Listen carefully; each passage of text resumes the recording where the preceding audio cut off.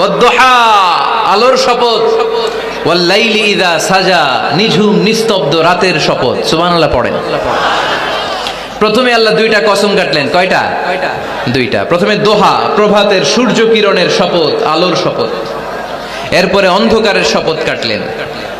আলোর শপথ দিয়ে আল্লাহ তাআলা ওহী আশাকে বুঝালেন, আর অন্ধকারের শপথ দিয়ে আল্লাহ ওহী না আশাকে বুঝালেন। আল্লাহ বুঝাতে চাইলেন, নবী সব সময় আলো থাকলে ভাল লাগে না। 24 ঘন্টায় যদি সূর্যের আলো, এখনো সূর্যের আলো, সকালেও সূর্যের আলো, খালি আলো আর আলো, ভাল লাগবে? কথা বলেন না কেন?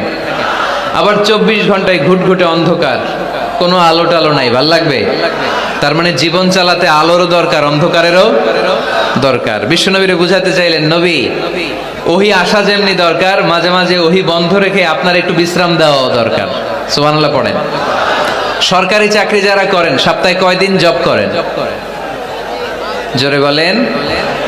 5 দিন। বাকি 2 দিন কি করেন? বিশ্রাম নেন, ছুটিতে থাকেন। 7 দিনে যদি কাজ করা লাগতো, ভাল লাগতো? কথা বলেন না কেন? ভাল লাগতো না। আবার 7 দিনে যদি ছুটি থাকতো, ভাল লাগতো না। তার মানে কাজেরও যেমনি দরকার, বিশ্রামেরও দরকার, ঠিক কিনা?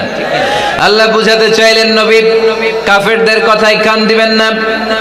ওরা বলে আমি আপনারে ভুলে গিয়েছি। না না, কশিন কালেও না। আমি আপনারে কেমন করে ভুলে যাই? আপনি আমার বন্ধু।